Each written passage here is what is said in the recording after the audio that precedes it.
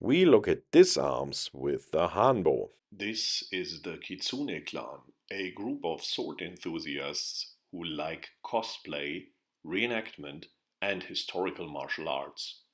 If you have similar interests, feel welcomed.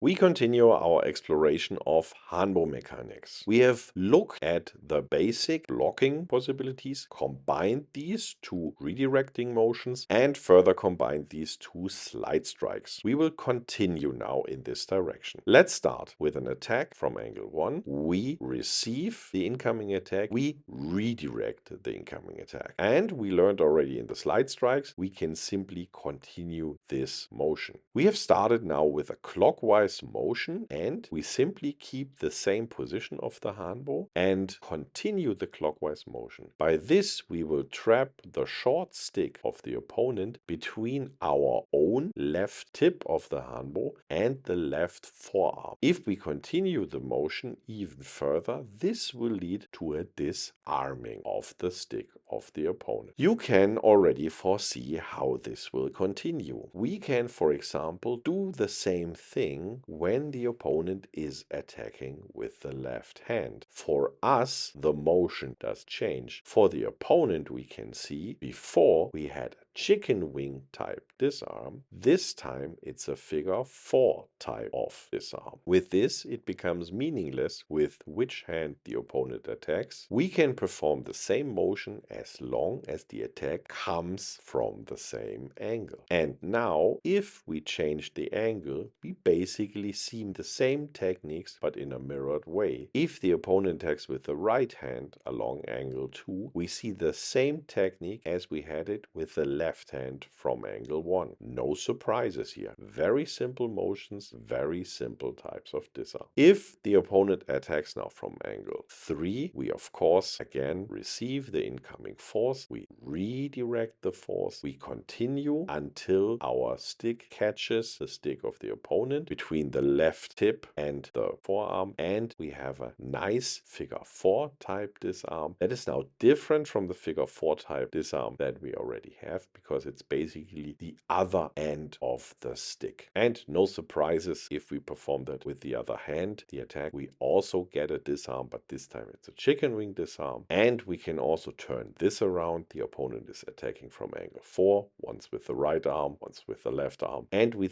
see the same two techniques. These are very simple disarms that we have already seen when, for example, training half-sword fencing with the sword. Video is linked in the description box. And we see these types of techniques also when we take other weapons into half-sword, for example, in medieval mesa fencing. Videos on this topic are also linked below. We can directly derive these disarms from our basic defense motions by simply continuing these motions. There's no secret in there. If the stick of the opponent slips out during the disarm, we can simply continue the same motion and hook again in and try to disarm a second time. And in theory, you can play this motion around several times. It becomes ridiculous at a certain point. But just to say, it's a simple motion that should at a certain point be able to trap the stick of the opponent and disarm him or her. And then we can simply strike with the closer end of the Hanbo to the opponent. As we already know, there are also slide strikes. We can, of course, when doing this type of disarm, also change the distance to the opponent. When doing so, we can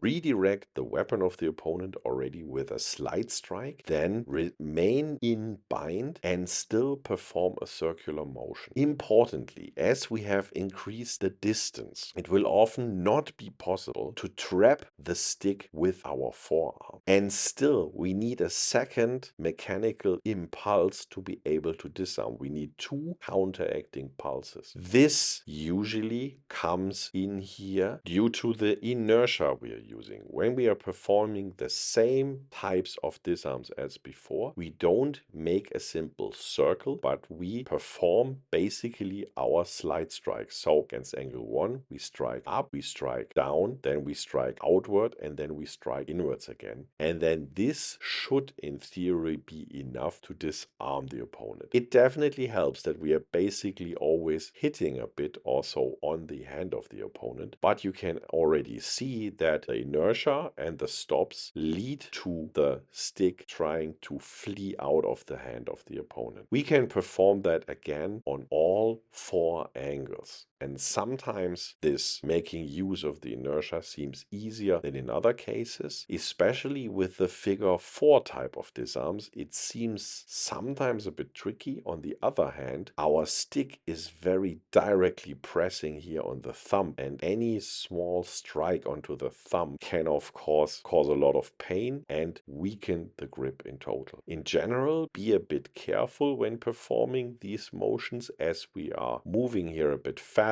because of the acceleration and then the stop. This can easily hurt your training partner. On the other hand, if we don't do that, we don't see the effect. So again, this is a problem of the right way of training. We have recently had a discussion with Open Budo about training techniques in Bujinkan. I'll link some of the videos below. And we've recognized that, for example, wrist lock training has a severe problem because usually we would like to include that into our sparring training, but sparring usually means we wear gloves. And when we have protective gloves, we cannot easily make use of wrist locks because the gloves prohibits proper gripping of the hand and often also stabilizes the wrist. Here we have a similar problem. If we are too careful, we will probably not be able to perform the technique or to see the effect of the technique. On the other hand, if we are not careful enough, it's very likely that we hurt our training partner here. When do we use which of these 2 types of disarms? I like